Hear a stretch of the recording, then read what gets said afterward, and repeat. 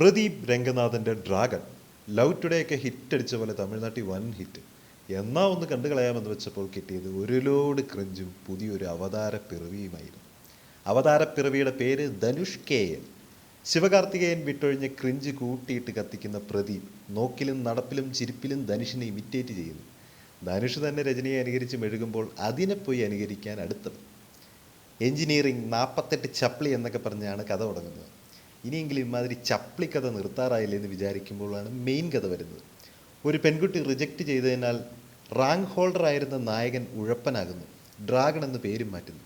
College എത്തുന്നു. College Don ആവുന്നു. കാമുകിയൊക്കെ ഉണ്ട്. ക്രിഞ്ച് പുള്ളെങ്കോ ഡയലോഗ് ഫൈറ്റ് തീ പാറി. യവനെ കാണിച്ച് എങ്ങനെ ആവരുത് എന്ന് പഠിപ്പിക്കുകയാണ് ഇവൻ പഠിച്ച യൂണിവേഴ്സിറ്റി. അങ്ങനെ സപ്ലി വെച്ച് പുറത്തായ ഡ്രാഗൺ കാമുകിയുടെ ചിലവിൽ സിഗരറ്റ്, മദ്യം, ഫുഡൊക്കെ അടിച്ച് ജോലിയുണ്ടെന്ന് വീട്ടുകാരെ തെറ്റിദ്ധരിപ്പിച്ച് ജീവിക്കുന്നു.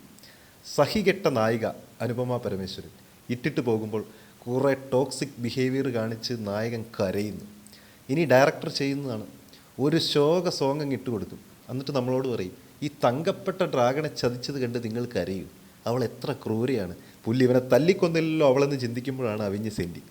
ശേഷം ലൈഫിൽ വിജയിക്കാൻ ഡ്രാഗൺ 10 ലക്ഷം കൊടുത്ത് ഫേക്ക് ഡിഗ്രി വാങ്ങി ഒരു മൾട്ടിനാഷണൽ കമ്പനിയിൽ ജോലിക്ക് കയറുന്നു. വീഡിയോ കോൾ ഇൻ്റർവ്യൂവിൽ ഡ്രാഗണ് വേണ്ടി മറ്റൊരാൾ ഡബ് ചെയ്യുന്നു. എന്നിട്ടും ഇവനെ നേരിട്ട് കണ്ടുപിടിക്കാൻ പറ്റാത്ത മൊണ്ണ branch head Gautam Vasudev Menon.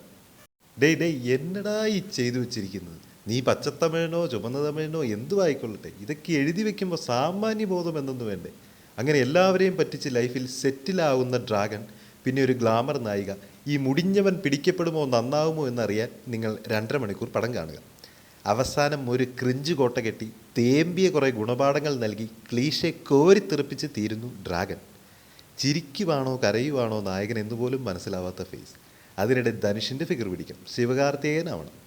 Youngsters വന്ന് മാറ്റം കൊണ്ടുവരുമ്പോൾ ഇമാതിരി സെന്നൈ ടീക്കടൈ പുള്ളെങ്കോ സാധനം പടച്ചു വിടുന്നത് അമ്മാതിരി പ്രേക്ഷകർ ഉള്ളതുകൊണ്ടാണല്ലോ. നെറുകടി പടം സാർ.